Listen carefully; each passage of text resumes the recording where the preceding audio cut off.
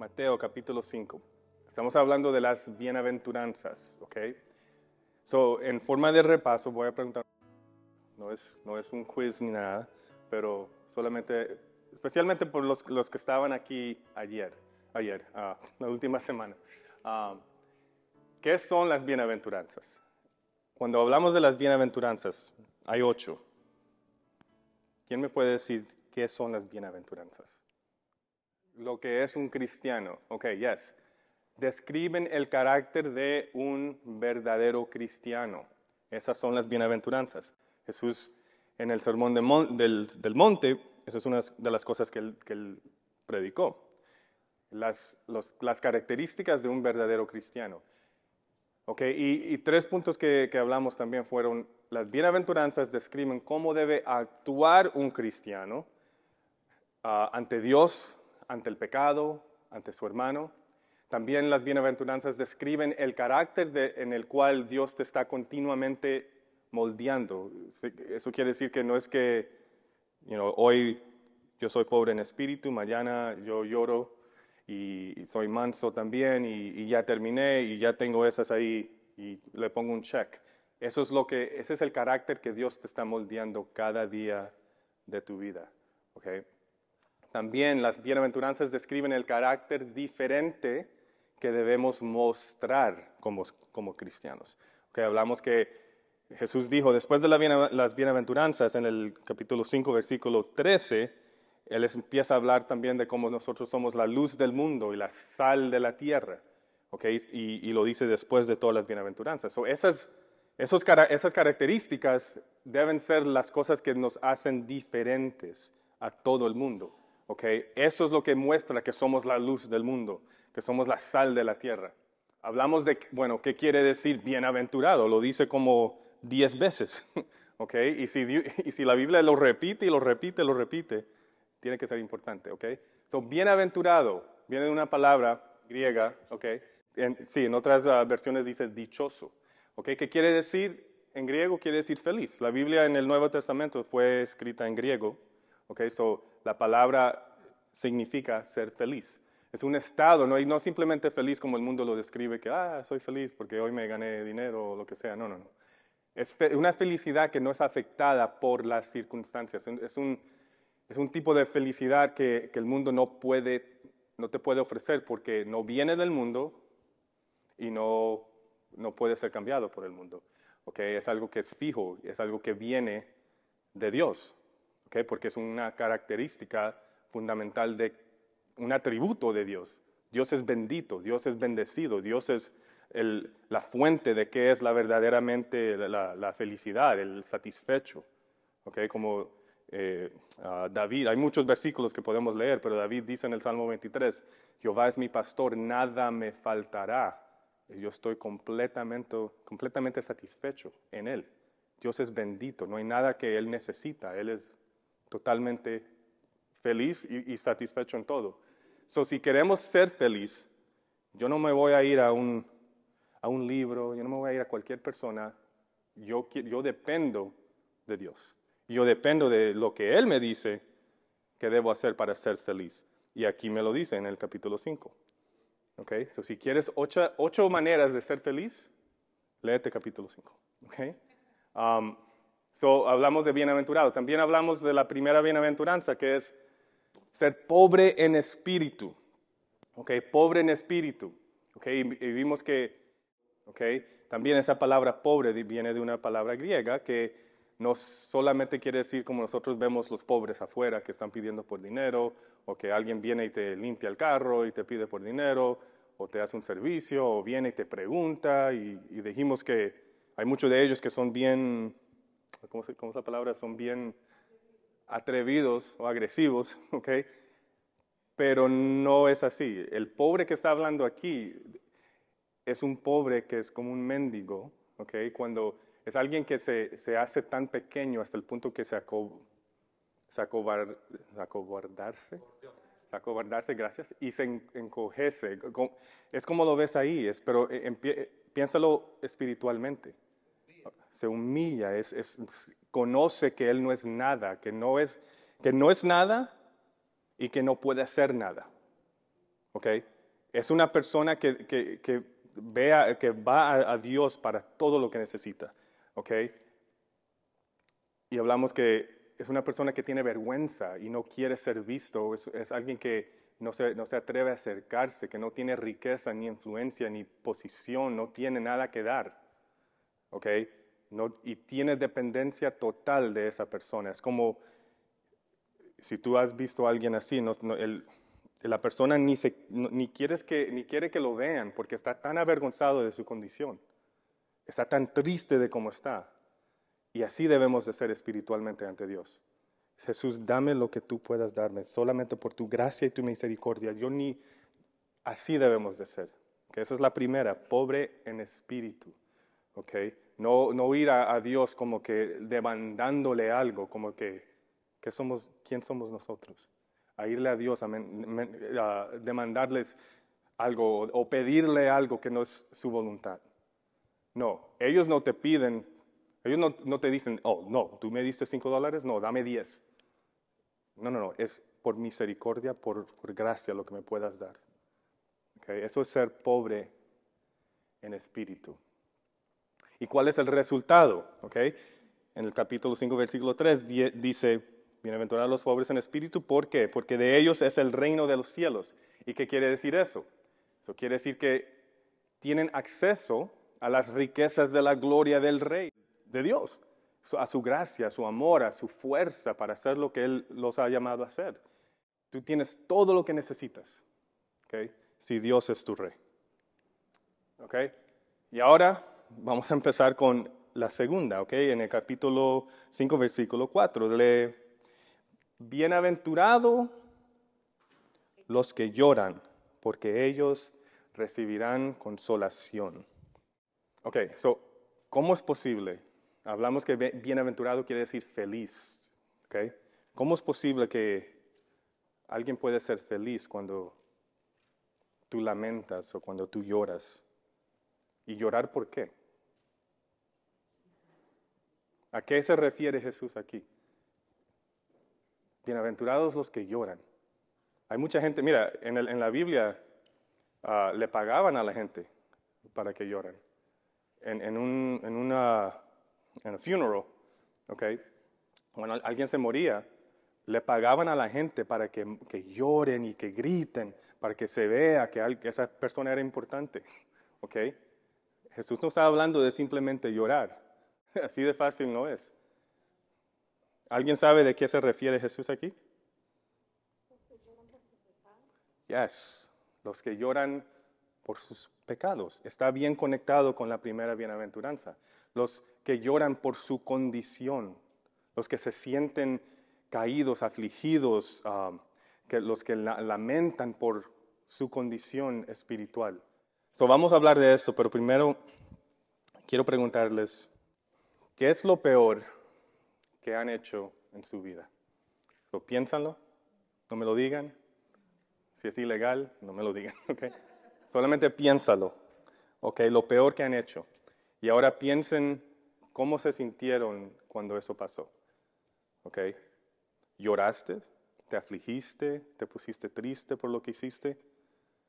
Yo estoy casi seguro que todos aquí podemos pensar en un momento donde hicimos algo mal y nos sentimos mal. Nos sentimos tristes, nos sentimos afligidos y todo, y lloramos. Pero también podemos pensar en un momento donde hicimos algo mal y no sentimos nada. Estábamos indiferentes a lo que pasó. ¿O no? Todo el mundo es perfecto. No, sí. Okay. Yo les quiero dar 2 ejemplos de algo que me pasó a mí personalmente para ilustrar esto, ¿ok? Y les voy a decir lo mal que yo hice, y pongan atención a lo mal que hice, pero también a la respuesta a lo mal que hice y cómo me sentí después, ¿ok? Había una vez cuando yo tenía como 13 años, 13, 14 años, yo y como 3 amigos míos pensábamos que era una buena idea ir a una escuela y subirnos al techo de la escuela, ¿ok? Y nos subimos al techo de la escuela y podíamos ver hasta Nueva York de ahí, ¿ok? Y ya ok, y fuimos al techo porque pensábamos que iba a haber muchas bolas de tenis y de fútbol ahí. Oh, sí, no encontramos nada. Entonces bajamos y cuando nos bajamos, a la distancia vimos a un policía, a un carro de policía. Y un amigo mío me dice, vamos a saltar por la parte de atrás.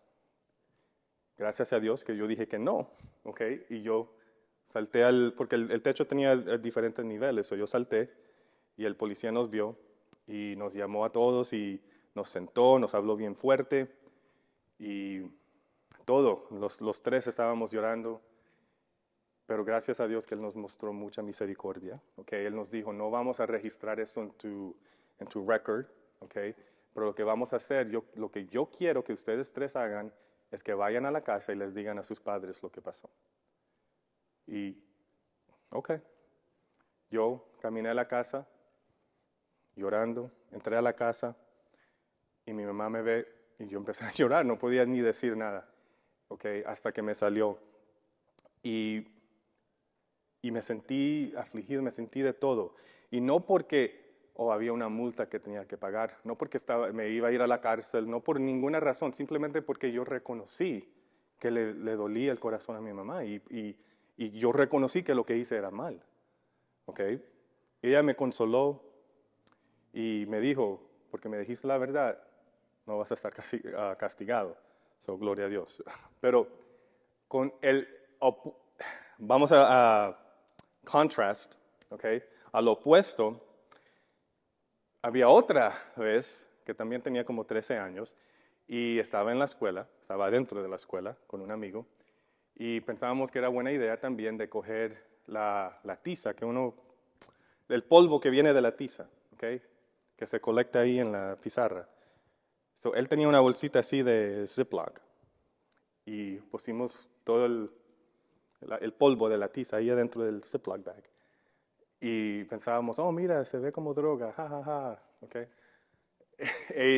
Y por todo el día yo estaba haciendo eso con otros amigos míos. Mira, yo tengo droga, ja, ja, ja. Llegué a la casa, lo puse en el bolsillo mío, se me olvidó. Unos días después mi mamá estaba lavando ropa. Yo llegué de la escuela y abrí la puerta y la veí y nunca se me olvida la cara de como llorando obviamente y con la bolsa en la mano y me pregunta ¿qué es esto? Y yo hice esa reacción, like, eso es tiza, like, mi respuesta era indiferente porque yo no reconocía el mal que había. Yo no reconocía lo que podía haber pasado. ¿Okay? Y era para mí casi un chiste. Hasta que yo le dije, pero ¿qué es el problema? Eso es tiza. What's the big deal? Like, relax. Um, pero ¿por qué les digo todo esto? ¿Okay? Porque estamos hablando de bienaventurados los que lloran. ¿Okay? Los que lloran. So, les quiero preguntar esto. ¿Por qué deberías llorar más? ¿O qué debía causarte el más dolor o tristeza en tu vida? Vamos a decir, cuando se te pierde un lápiz, ¿cómo te sientes cuando se te pierde un lápiz? ¿Qué te gusta? Un poquito, ¿cómo ese? ¿Qué te pasa? Nada. Te sientes, man. Vamos a decir, ¿qué te pasa cuando rompes un vaso cuando estás lavando la loza? Man. Okay, de pronto te enojas, no sé. Cuando ofendes a tu mejor amigo. ¿O qué tal cuando tu mascota favorita se muere? No sé. Te sientes un poquito mal. ¿Sí? O si le faltaste el respeto a tu esposo o a tu esposa. ¿Cómo te sientes después de eso? Ahora quiero que mediten en esto. ¿Cómo te sientes cuando tú pecas contra Dios?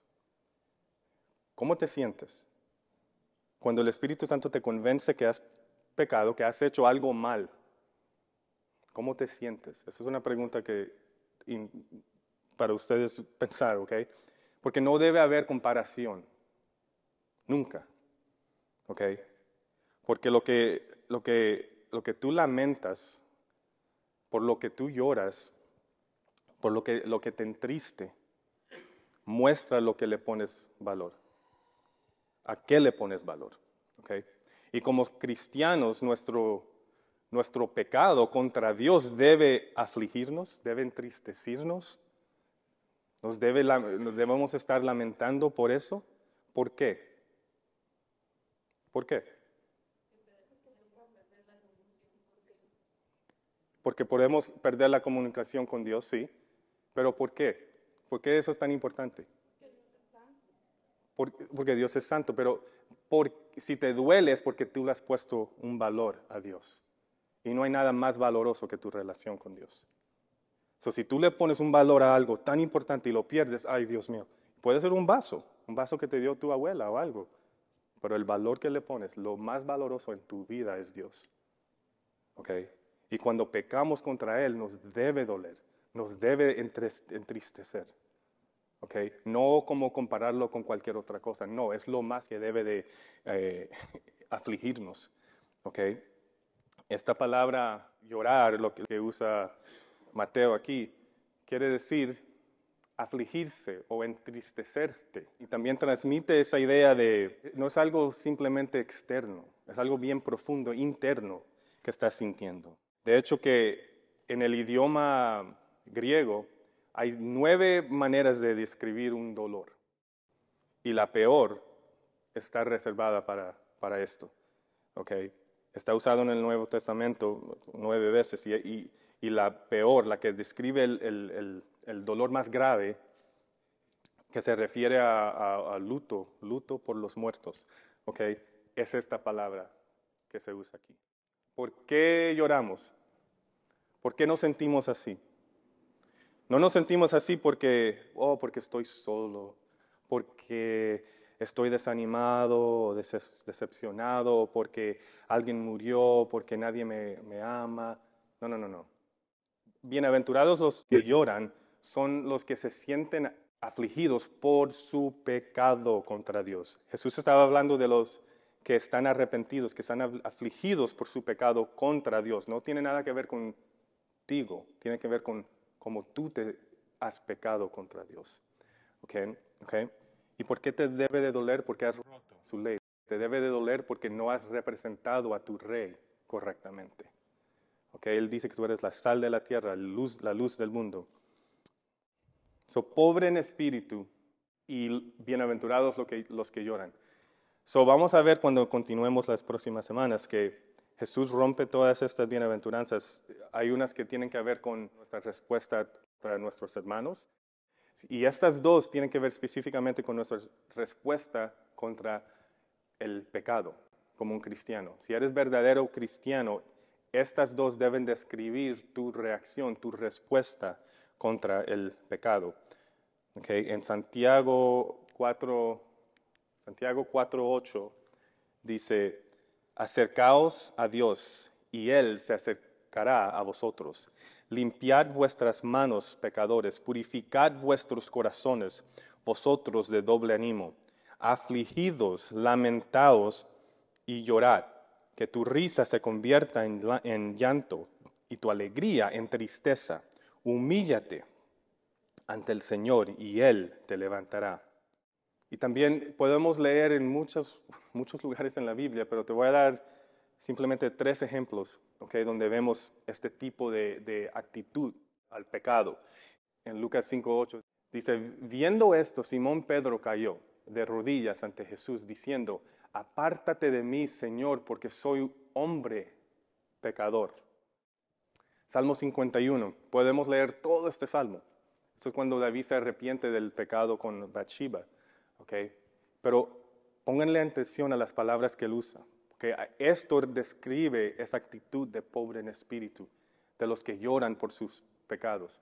Él dice, ten piedad de mí, oh Dios, conforme a tu misericordia, conforme a la multitud de tus piedades, borra mis rebeliones, lava más y más de mi maldad y límpiame de mi pecado, porque yo reconozco mis rebeliones y mi pecado está siempre delante de mí. Contra ti y solamente contra ti he pecado y he hecho lo mal delante de tus ojos.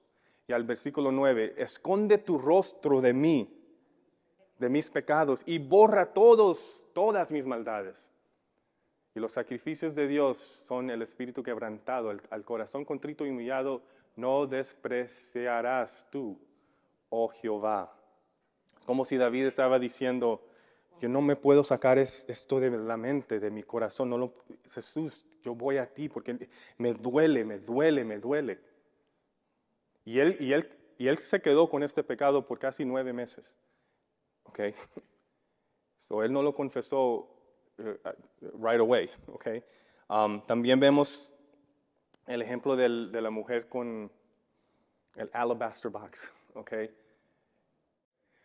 En Lucas 7, 37 y 38. Dice, entonces una mujer de la ciudad que era pecadora, al saber que Jesús estaba a la mesa en casa del fariseo, trajo un frasco de alabastro con perfume. Y estando detrás de él, a sus pies, llorando, comenzó a regar con lágrimas sus pies. Los enjugaba con sus cabellos y besaba sus pies y los ungía con el perfume. Eso es ser pobre en espíritu. Eso es llorar por tus pecados. Reconocer que solamente Cristo puede ayudarte. Y podemos ir con muchos más ejemplos. Pero hay respuestas al pecado que son diferentes. Hay gente que responde al pecado no así, que responde un poquito diferente. Y vamos a ver unas de ellas. Les quiero preguntar, ¿cuáles son otras maneras en que las personas responden al pecado? Escondiéndolo, ok. No aceptándolo, ok. ¿Quién más? Indiferente, ¿sí? ¿No les importa? Se excusan. Ok, se excusan. Se fingen. Se fingen, ¿cómo así? Como que, Estoy bien. yes. Ok, so casi las mencionaron todas las que tengo aquí por lo menos. Ok, pero esta no, ¿right? Hay unos que se deleitan en su pecado. En Proverbios 2:14 dice, hablando de este tipo de persona, dice que se alegran haciendo el mal. En 2 de Tesalonicenses 2:12 también usa una frase que dice, se complacieron en la injusticia. Y si estamos practicando el pecado, es porque uno se deleita y se regocija en eso. Y ignoras la voz del Espíritu Santo también. Si uno está practicando el pecado, estás deleitándote en él. También una persona puede responder negándolo, lo niegan. Y ponen una falsa apariencia como los fariseos, y viven una vida, de pronto hasta toda su vida, engañando, haciendo que la gente piense que no son pecadores, pero realmente sí, adentro, como dijo Jesús acerca de los fariseos, son como whitewashed tombs, en inglés se dice, son como tumbas, ¿ah? Sepulcros blanqueados, que adentro tienes huesos y muerte, pero afuera se ven tan lindos. ¿Okay? Alguien dijo esto también, creo. Lo admiten, pero tratan de cambiarlo ellos mismos. ¿Qué quiere decir? Que sí admiten que tienen problemas, pero empiezan a buscar en otros lugares equivocados para tratar de arreglar. ¿Okay? Por ejemplo, buscando en unos libros, buscando en personas que no son cristianos o algo así para darle consuelo o para que los justifiquen en lo mal que están haciendo. Okay, también otra respuesta puede ser que sí lo admiten, pero y esta es bien específica porque yo creo que los cristianos sí pelean mucho con esta. Lo admiten, sí admiten que son pecadores, pero la culpa los mantienen paralizados. Los mantienen ahí como que Jesús nunca, es lo que hice esta vez no es perdonable. Yo no sé si es que ya cuántas veces he hecho lo mismo. Okay, so en vez de ser pobre en espíritu, en vez de llorar y sentirte mal por tu pecado, eso no es sentirte mal por tu pecado, eso es sentirte mal por ti mismo. Okay? Y te quedas ahí paralizado. O también podemos ser indiferentes contra el pecado. Y la respuesta correcta es sí, admitirlo y después acercarnos a Dios y buscar su gracia y su misericordia. ¿Okay? So, ¿cuál de esos describe tu condición ahora mismo? O tu respuesta al pecado. ¿Okay? Porque lo que Cristo está diciendo aquí es que un cristiano es definido por cómo responde al pecado. ¿Okay? Vamos a ver en Lucas, capítulo 15, versículo 11 al 24, el hijo pródigo. ¿Qué hizo el hijo pródigo? ¿Okay? ¿Qué hizo el hijo pródigo cuando se encontró comiendo con los cerdos? ¿Qué hizo? Se arrepintió. Okay. Reconoció lo que había hecho. Okay. Y eso es bueno. Se sintió sucio, bajo, reconoció dónde estaba. En ningún momento él no negó su circunstancia. Él no dijo, bueno, yo estoy bien. Yo estoy bien aquí con los cerdos. Yo voy a poder lograr, mi vida, vivir aquí. Él no dijo eso. Él también él no lo admitió y después dijo, bueno, tengo que trabajar aquí en la finja y para arreglar esta situación. Él no dijo eso. Él no lo admitió y después se desesperó y se quedó ahí con los cerdos. No, ¿qué hizo él? Él se levantó, lamentó por su condición. Reconoció el mal, reconoció lo que había hecho, pero también reconoció lo bueno que era el Padre de él. Lo admitió y luego volvió al Padre. ¿Y qué vemos ahí? ¿Qué es el resultado que tienen los que lamentan y lloran por su pecado? Son consolados. ¿Qué pasó con el hijo pródigo? Vamos a leer qué dice, ¿ok? Dice del versículo 20 al 24. Y levantándose, vino a su padre. Y cuando aún estaba lejos, lo vio su padre, y fue movido a misericordia, y corrió, y se echó sobre su cuello, y lo besó. Y el hijo le dijo, Padre, he pecado contra el cielo y contra ti. Ya no soy digno de ser llamado tu hijo. Pero el padre dijo a sus siervos, sacad el mejor vestido y vestídele, y poner un anillo en su mano y calzados en sus pies, y traer el becerro gordo y mátalo, y comamos y hagamos fiesta, porque mi hijo muerto era y ha revivido, se había perdido y es hallado, y comenzaron a regocijarse. Okay. Aquí se ve otra vez la actitud de pobre en espíritu. Vemos la actitud de reconocer tu pecado y llorar y afligirte por tu pecado. ¿Y qué le pasó al hijo? Bienaventurados los pobres en espíritu, porque de ellos es el reino de los cielos. Él recibió todo de lo que estaba en la casa de su padre. Lo recibió todo. El padre le dio una fiesta, sacó todo para él. También el consuelo que le dio el Padre, la misericordia que le dio, lo vemos ahí también. Y es más, esta palabra, la palabra en griega de consuelo, tiene una connotación que es continuamente, porque está usada en el tiempo presente. Entonces, eso significa que estamos continuamente afligidos en nuestros pecados. Continuamente debemos de estar en ese estado, pero continuamente estamos siendo consolados. ¿Okay? Porque recuérdate que las bienaventuranzas no son solamente una característica que uno tiene una vez y ya cuando acepta a Jesús, pero es lo que Dios está moldeando en ti. ¿Okay? Continuamente. ¿Okay? Ahora, ¿quién es el que hace el consuelo? ¿Okay? ¿Quién te consuela? Porque dice aquí, bienaventurados los que lloran, porque ellos serán o recibirán consolación. Ahora, ¿quién es el que da el consuelo? Dios, a través del Espíritu Santo. Esa palabra consuelo que usan ahí es la palabra paracletos. Y todo el mundo sabe que esa es la misma palabra que Jesús usa para referirse al Espíritu Santo, el otro consolador. ¿Ok? ¿Quién da el consuelo?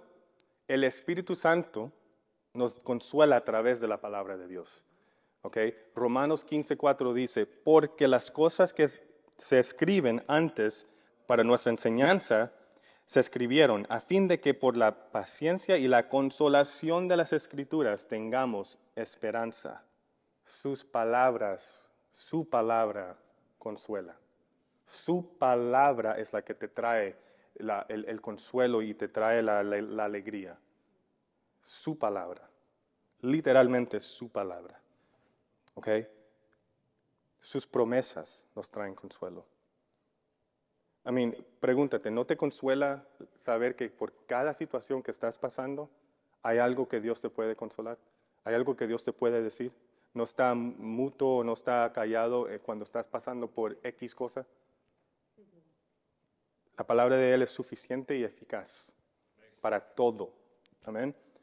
Cuando reconocemos nuestra debilidad y nuestro pecado, cuando nos volvemos a Él,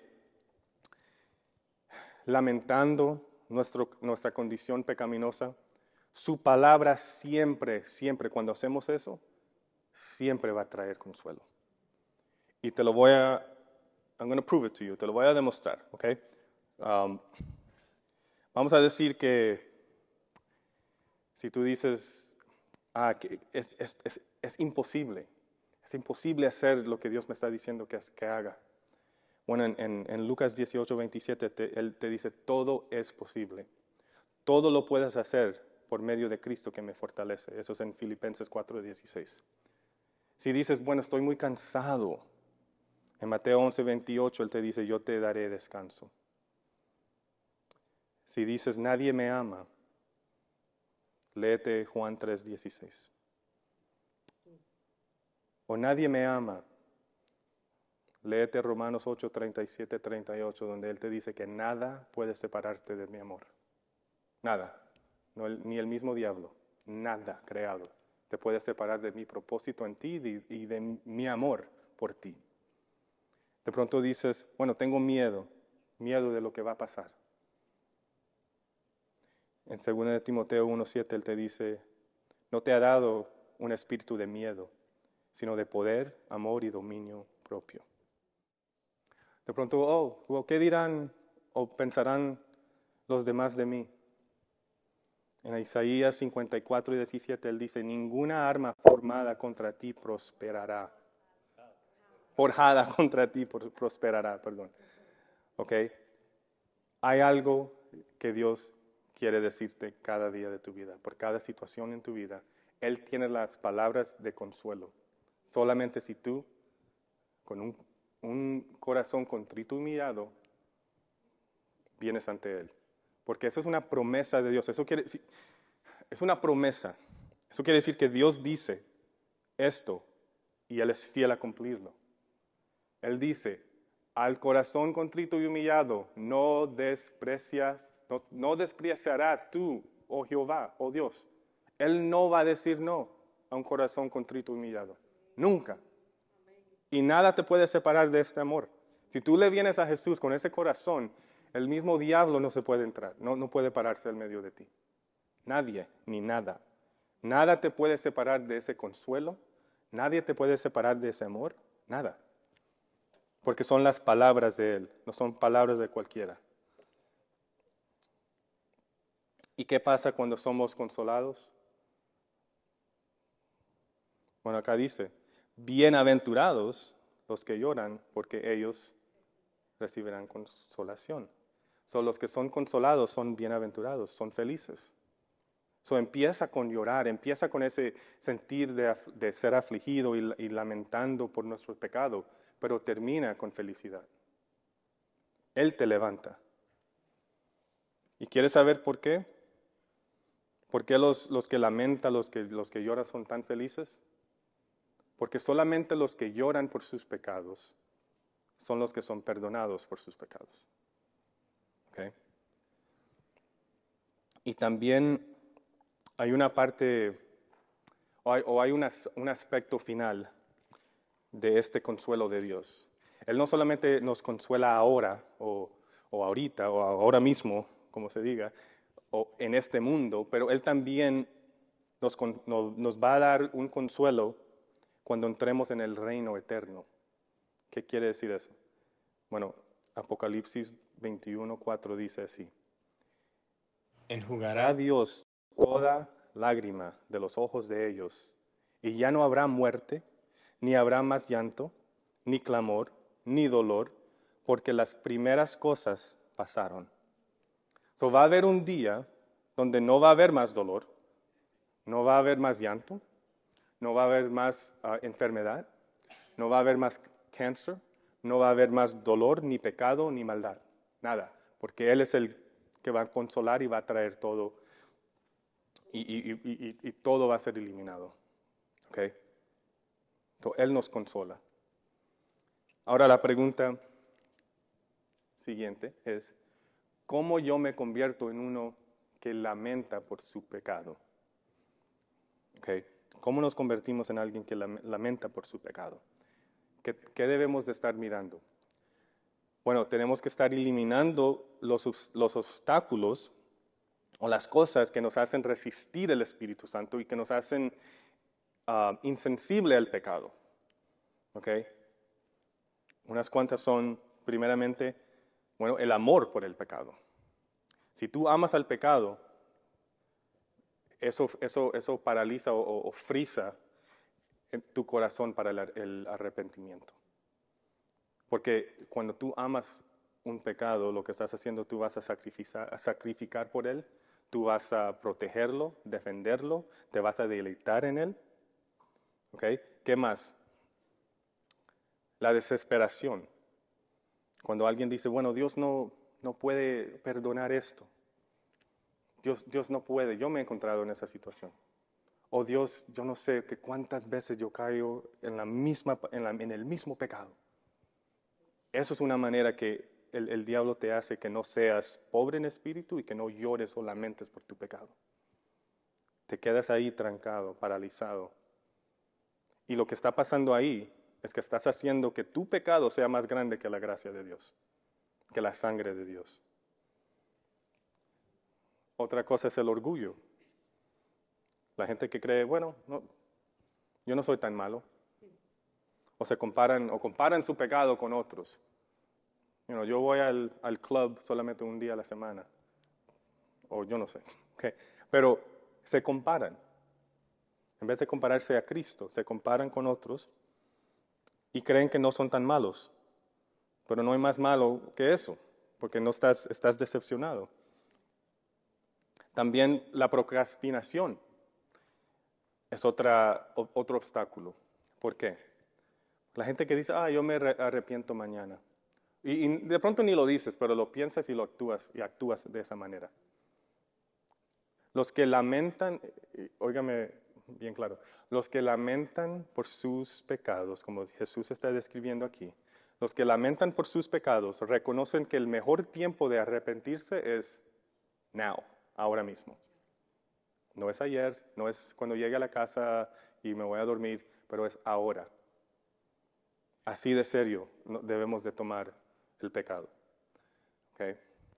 Y ahora, ¿cómo se eliminan estos obstáculos? ¿Okay?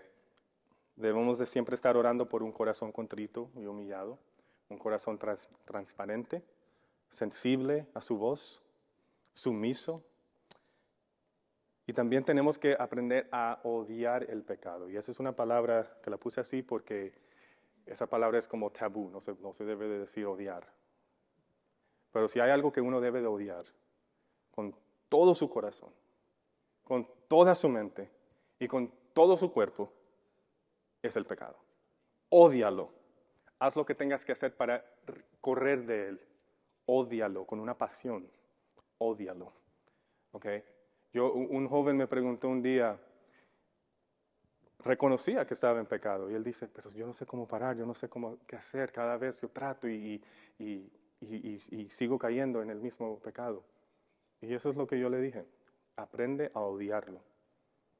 Y la manera que aprendes a odiarlo es primeramente con un corazón contrito y humillado, pero estudia el pecado, estudia lo que hizo Cristo por ti, lo que Él hizo para ofrecerte el perdón y la salvación. Porque Cuando tú entiendes y cuando tú reconoces que lo que Él hizo y qué grande es Él y qué pequeño tú eres, tú no vas a ser indiferente con el pecado. Tú no vas a ser procrastinando tu arrepentimiento. Tú vas a ver la seriedad y lo vas a odiar. Lo vas a odiar. Porque lo más que amas a Jesús, lo más que odias al pecado que te separa de Cristo. ¿Okay?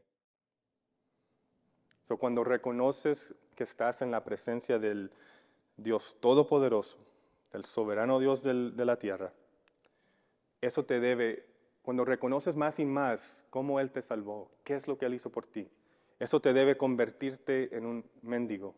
Eso te debe convertirte en alguien que llora, que lamenta por su pecado. ¿Cómo sé, o qué es el test, la prueba? ¿Cómo yo sé que yo sí lloro o yo sí me aflijo por mis pecados, yo lamento por mis pecados? Debes de preguntarte, o pregúntate a ti mismo, ¿yo soy sensible al pecado? ¿Cómo reacciono al pecado? ¿Lloro por mi pecado? ¿Me río cuando estoy pecando? ¿Es un chiste? ¿Lo dejo pasar? ¿Te complaces en él? ¿No es importante para ti? ¿No es prioridad para ti el arrepentimiento? Y para sí concluir, estas dos actitudes que hablamos, ser pobre en espíritu y llorar o lamentar por nuestros pecados, como dije antes, sí describen nuestra actitud al pecado, pero también es una forma de reverencia a Dios. Porque la reverencia a Dios no es huir de Él. La reverencia a Dios no es tampoco permanecer al frente de la presencia del Dios todopoderoso, del Dios que lo sabe todo, del Dios que es fiel a perdonarte y te quedas ahí paralizado, como que el pecado mío es muy grande para ti, Señor. Eso no es reverencia a Dios. O estar delante de su presencia y pensar que tu pecado es muy grande. La reverencia a Dios, la reverencia a nuestro Rey, es volverse a nuestro Rey en arrepentimiento. Es correr ante Él, no correr fuera de Él. Eso es reverencia a Dios.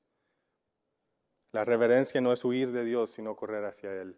¿Por qué? Porque sabes que un corazón contrito y humillado, Él no va a despreciar. Puedes por los méritos de Cristo podemos acercarnos a su trono de gracia confiadamente, sabiendo que Él va a consolarnos, sabiendo que Él es fiel para perdonarlos, sabiendo que Él tiene la respuesta que necesitamos, sabiendo que Él es nuestro pastor y nada nos faltará, Él es el dueño del el oro y la plata. ¿Por qué no nos acercamos? Amén. Bienaventurados los que lloran, porque serán consolados. Esta es una promesa de Dios. Amén. Amén. La próxima bienaventuranza la vamos a cubrir en la próxima semana. Y esa es la bienaventurados los mansos, porque ellos recibirán la tierra por heredad. Los mansos. Y ahí tengo que practicar mi español porque no puedo decir menso. Los mensos. Los mansos. No se me puede olvidar. Bienaventurados los mansos. Los mansos. Y vamos a empezar a describir también en la misma manera. Ya sabemos qué quiere decir bienaventurado. Quiere decir alguien que es feliz.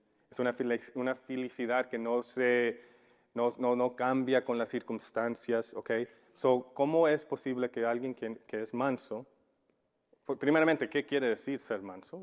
¿Y por qué alguien que es manso va a ser feliz en los ojos de Cristo? Amén. Eso es para la próxima semana. Amén. Amén. ¿Preguntas? ¿Sí? ¿No? Amén. Thank you. Amén. Vamos a orar entonces. Señor, gracias por tu palabra, Señor. Gracias, Señor, porque tú eres fiel, Señor, fiel a perdonarnos, Señor, fiel, Señor, a tus promesas. Señor, te pido que sigas moldeando en nosotros ese carácter, Señor, de ser pobre en espíritu, Señor, de no pensar de nosotros nada, Señor, pero pensar de ti todo, Señor, que tú eres todo para mí, Señor, que nosotros no tengamos ninguna parte en nuestro corazón de autosuficiencia, Señor, que sepamos que todo es a través de ti y por ti y para ti, Señor, todo, Señor. Que dependamos de ti completamente, mi Dios. Y también, Señor, que nuestros pecados no simplemente sea algo que pasó, Señor, pero algo que nos quebrante, Señor, algo que nos duela, Señor, y que nos lleve al arrepentimiento cada día, Señor, cada vez que lo hagamos, en urgencia, Señor. Que te amemos, Señor, con todo nuestro corazón, toda nuestra mente y toda nuestra alma, mi Dios. Porque así tú nos has mandado. Y tu amor, Señor, por nosotros es incomparable, Señor. ¿Cómo no darnos todos ante ti? Dar todo ante ti, mi Dios. Ayúdanos, Espíritu Santo, a ser como tú quieres que seamos. Como tu palabra dice, Señor. En el nombre de Jesús te lo pedimos. Amén. Amén. Amén. Okay.